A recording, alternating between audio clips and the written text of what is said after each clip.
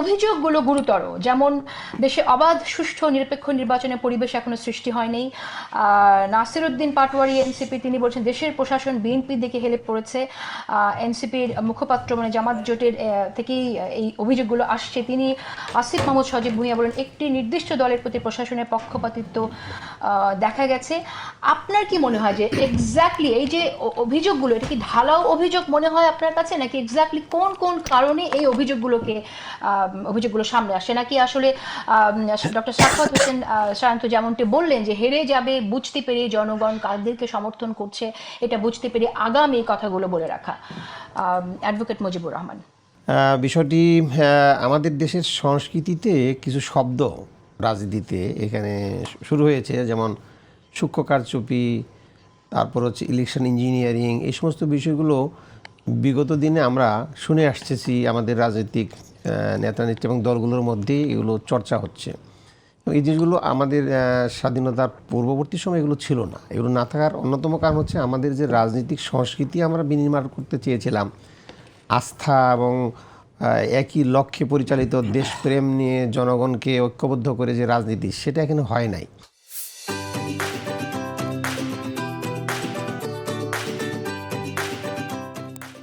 চুয়ান্ন বছর এটা বিভাজনের রাজনীতি হয়েছে। আমি ক্ষমতায় গেলেই আমি সঠিক এবং ক্ষমতায় যাওয়ার থেকে আমি নির্বাচন করব, আমি পুনরায় ক্ষমতায় যাব, এই যে কতগুলো মেল প্র্যাকটিস আমাদের দেশের গণতন্ত্রে আমরা দেখেছি বিগত দিনগুলোতে, এখান থেকে এই কথাটা শুরু হয়েছে।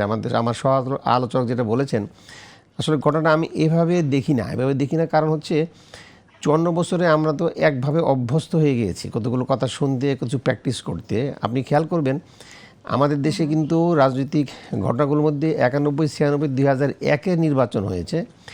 এই তিনটি নির্বাচন কিন্তু তুলনামূলকভাবে বলা হয় গ্রহণযোগ্য, এবং আমাদের দেশে এবং বিদেশে সব জায়গায়। যদিও এই 91 নিয়ে স্বৈরাচারী সরকার, ওই সময় আপনার এরশাদের সময় নির্বাচন হয়েছে, কিন্তু আওয়ামী লীগ ক্ষমতায় যাবে বলেছিল, কিন্তু সে কাছে নিজেই বলেছে সূক্ষ্ম কারচুপির মাধ্যমে হবে, তাকে হারিয়ে দেওয়া হয়েছে। এবং 96 আসার পরে আবার যখন 2001-এ 4 দলীয় জোট ক্ষমতায় আসে, তখন কিন্তু বলেছে ইলেকশন ইঞ্জিনিয়ারিং কথা উনি শব্দ একটা উচ্চারণ করেছেন। এই বিষয়গুলোর মধ্যে দিয়ে বোঝা যায় আমি হেরে গেলে আমি ইলেকশন ইঞ্জিনিয়ারিং শিকার হলাম বা কারচুপির মাধ্যমে হারিয়ে দেওয়া হলো। কিন্তু বাস্তবিকতা কী ছিল? বাস্তবিক ছিল এরশাদ সাহেব দীর্ঘ 9 বছর ক্ষমতায় ছিলেন, তারপরে অ্যাডমিনিস্ট্রেশন, পুলিশ, বিচার সব তো তারই ছিল। তাইলে এমন একটা সুন্দর নির্বাচন 91 সালে কী করে সম্ভব হলো?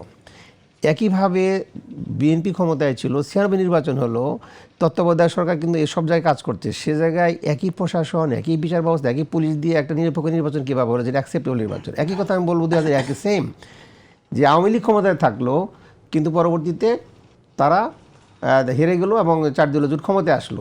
এই যে বিষয়গুলো আমাদের রাজনৈতিকভাবে যদি আমাদের প্রশাসন, বিচার ব্যবস্থা এগুলো যদি তাদের তাদের যে জুরিসডিকশন আছে এর মধ্যে যদি থেকে থাকে, তাহলে অবশ্যই একটা ভালো নির্বাচন উপহার দেওয়া সম্ভব। এখন প্রশ্ন আসে, আপনি যেটা বললেন, এখানে আমি বলবো যে আপনার এই বর্তমান যে ইন্টারিম গভর্নমেন্ট যে আসার পরে যেভাবে এই বিশেষ করে 17 বছর প্রশাসন, বিচার ব্যবস্থা এমনভাবে দলীয়করণ করা হয়েছে, এই সরকার কিন্তু পরিবর্তন করতে পারেন নাই। এই যে কতগুলো ঘটনা ঘটছে আপনি একের পর এক, যেমন দেখবেন এই যে নমিনেশনগুলো সাবমিট হয়েছে, এখানে কিন্তু ভিন্ন ভিন্ন জিনিস আমরা দেখছি। দ্বৈত নাগরিকত্বের প্রশ্নে কুড়িগ্রাম 2-এর সালেহি জামাত পদপ্রার্থী, তাকে বাতিল করা হলো কোনো শুনানি না করেই। আবার ঠিক ফেনীতে গিয়ে দেখা গেল যে আব্দুল আল মিন্টুরটা একই ঘটনা, কিন্তু শুধু বলেছেন কোনো কাগজ পরিষ্কার করে না, ওটা আবার রেখে দেওয়া হলো। এই যে বৈপরীত্য, এগুলোর মধ্যে দিয়ে কিন্তু আমি বলবো যে এটা তাদের অদক্ষতা। আবার বিশেষ করে আইন শৃঙ্খলা পরিস্থিতির ক্ষেত্রে হাদি হত্যা থেকে শুরু করে যে সমস্ত ঘটনাগুলো ঘটছে, পুলিশ কিন্তু অ্যাকশনে নাই। যে ইলেকশনের আগে প্রতিটা 91, 96, 2001-এ অবৈধ অস্ত্র উদ্ধার, সন্ত্রাসী এবং যাদের চিহ্নিত সন্ত্রাসী প্রতি থানায় তালিকা আছে, গ্রেপ্তার হয় নাই। এগুলো না হওয়ার ফলে একটা আশঙ্কা তৈরি হয়েছে, অনিশ্চয়তা তৈরি হয়েছে, যেটা এই গভর্নমেন্টের উচিত ছিল। এবং এটা করতে পারলে আমি তো ব্যক্তিগত খুবই আশাবাদী। এখানে আমি একটু বলি অ্যাডভোকেট মুজিবুর রহমান, আমরা তো শুনি যে এই সরকারে জামাতের অনেক প্রভাব এবং এই সরকার আসলে জামাতই চালাচ্ছে, এরকম আমরা শুনে থাকি।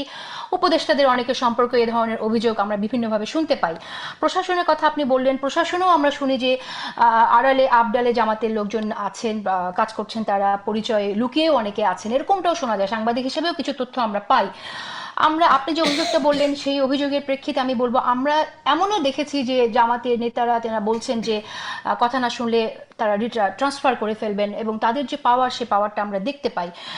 এরপরও আপনারা এই অভিযোগটি সামনে আসছে, ইন্টারিম গভর্নমেন্টকে আপনারা 100% সাপোর্ট দিয়েছেন, বিএনপির সাপোর্টও আছে, তারপরও কেন আসলে প্রশাসনের বিরুদ্ধে এই অভিযোগ আসছে?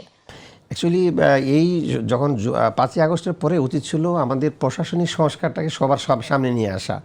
এটা সিভিল ব্যুরোক্রেসি বলি, মিলিটারি ব্যুরোক্রেসি বলি, কিংবা পুলিশ প্রশাসন বলি, এই জায়গাটি তেমনভাবে কাজ হয় নাই বলে কিন্তু আইন শৃঙ্খলা পরিস্থিতির অবনতি হয়েছে।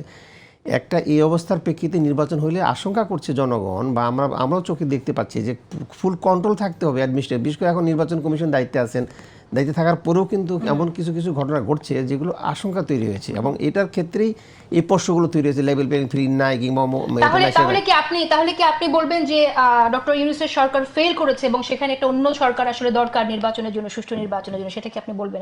না, এরকম হলে তো আরো ব্লান্ডার হবে। আমি ঠিক এভাবে বলছি না, আমার কথাটা হচ্ছে যে এই সরকারকে আরো কঠোরভাবে আপনি আরো যে কথাটা বললেন যে প্রশাসনের মধ্যে জামাতের লোক আছে, এই কথাটা আদৌ সত্য নয়। এই কারণে বলবো যে আপনি পুরো জিনিসটা দেখবেন, যারা এই বিগত ফ্যাসিস্ট সময়ে মানে নির্যাতনের শিকার হয়েছিল, প্রমোশন হয় নাই, বঞ্চিত ছিল, অধিকাংশ ক্ষেত্রেই কিন্তু বিএনপি এবং জামাতের সকলেই এরা ছিল, এবং পরবর্তী এটা ফিল আপ করার জন্য প্রমোশন দেওয়া হয়েছে, তাদেরকে পদায়িত করা হয়েছে। এই সংখ্যায় জামাতের সংখ্যা খুবই কম। আমি ব্যক্তিগতভাবে অনেক ডাটা আমি নিজেই কালেকশন করেছি, দেখেছি সংখ্যা কম, কিন্তু প্রচারণায় বেশি তারাই আছে। কারণ যে লোকটা বেশি নামাজ পড়ে, কিংবা সে একটু সৎ, কিংবা ঘুষ খান না, কিংবা আইন শৃঙ্খলা পরিস্থিতির কথা বলেন, ন্যায় বিচারের কথা বলেন, উনি জামাত হিসেবে চিহ্নিত। আসল মানুষ জামাতের সাথে কোনো সম্পর্কই নাই। আসল বিষয়টা তা নয়। আসল বিষয়টা হচ্ছে যে যিনি সৎ, দেশপ্রেমিক এবং যিনি দেশকে ভালোবাসেন, একটা নিরপেক্ষ অবস্থান নিশ্চিত করতে পারেন, তিনি জামাত বা বিএনপি হওয়ার প্রয়োজন নাই। দেশের স্বার্থে আমি একটু আগে উদাহরণ দিয়েছি, 91, 96, 2001 আমাদের একটা মডেল আছে। প্রশাসন এই ক্ষেত্রে গর্জে উঠতে হবে, সাহসিকতার সাথে তাকে ন্যায়পরায়ণ এবং নিরপেক্ষভাবে দায়িত্ব পালন করলেই উনি দেশটা সুন্দর নির্বাচন উপহার দিতে পারে। এবং ইউনূস সরকার ফেল করলে তো আমরা আর কোনো বিকল্প নাই, তাকে ভালো মানে সফল হইতেই হবে। আপনি এই যে কথাটা এখন আপনি বলছেন যে প্রশাসনের ভেতরে জামাতের লোকজন নাই, কিন্তু আমরা শুনতে পাই আর কি এই বিষয়গুলো। এটা আশা করি আপনি আবারও চেক করবেন। বা জামাত ইসলাম কখন বুঝতে পারলো এই জিনিসটা যে আসলে প্রশাসন নিরপেক্ষ না? কারণ এই জামাতের নেতারাই তো বলছে স্বয়ং আল্লাহ চায় যে জামাত ক্ষমতায় যাক এবার। না, এদের সাথে রাজনৈতিক বক্তব্য তো একটু ডিফারেন্ট হচ্ছে দুইটা কারণ। একটা হচ্ছে যখন একটা ছোট একটা ঘটনা ঘটে, আমাদের দেশের কালচারটা এরকম যে ওই ঘটনাটাকে আমরা জেনারেলাইজ করার চেষ্টা করি। আসলে ডাটা ভিত্তিক তথ্য নিয়েই তো মানে গবেষণার ফলাফল নির্ধারিত হবে। ছোট একটা ঘটনা ঘটলো, ওটা নিয়ে তো আমি জেনারেলাইজ কোনো স্টেটমেন্ট দিতে পারি না। হ্যাঁ, এক্ষেত্রে তো হত্যা হচ্ছে, এই দেখেন আপনার 5ই আগস্টের পর থেকে এই পর্যন্ত রাজনৈতিক অনেকগুলো হত্যাকাণ্ড হয়েছে, এবং এখনও কিন্তু ঘটছে। সন্ত্রাস হচ্ছে, প্রার্থীর প্রচারণায় বাধা দেওয়া হচ্ছে, এবং সেখানে পুলিশ অ্যাকশন যাচ্ছে, থানায় গেলে মামলা নেওয়া হচ্ছে না। এটা অনেক জায়গায় কিন্তু এগুলো ঘটছে। খুলনাতে ঘটলো, আপনার এরপরে নোয়াখালীতে ঘটলো। এই সমস্ত ঘটনাগুলো দেখা যাচ্ছে পুলিশ যখন সর্বশেষ যেটা হলো আমাদের গাজীপুরে, এই সুরভি মেয়েটাকে দেখেন, এটা এত একটা চাঞ্চল্যকর ঘটনা যে তাকে গ্রেপ্তার পুলিশ ছাড়াই, পুলিশের কোনো রিপোর্ট ছাড়াই তাকে চালান দেওয়া হলো, রিমান্ড নেওয়া হলো, আবার সাথে জামিনও দেওয়া হলো। কত দুঃসাহসিক একটা কাজ! এটা পুলিশের তো শুরুতে এটা বাধা দেওয়া উচিত ছিল। আইন শৃঙ্খলা পরিস্থিতির ঘটনা ঘটলে এগুলোই তো আমাদেরকে বাধ্য করছে সিদ্ধান্ত নিতে যে হ্যাঁ, লেভেল প্লেইং ফিল্ড নাই। এই কথা তো বলার সুযোগ কেন পাবে? তাকে কঠোরভাবে আইনের যথাযথ প্রয়োগ যদি আমরা নিরপেক্ষভাবে, তাহলে সুন্দর একটা নির্বাচন হবে। আর যদি না করতে পারি, তাহলে তো নির্বাচনটা আরও একটু কর্মমুখী হবে, সেখানে অনেক তৎপরতা থাকবে, মানুষ বুক কেন দখল করতে চাইবে, এগুলো কীভাবে কী করে।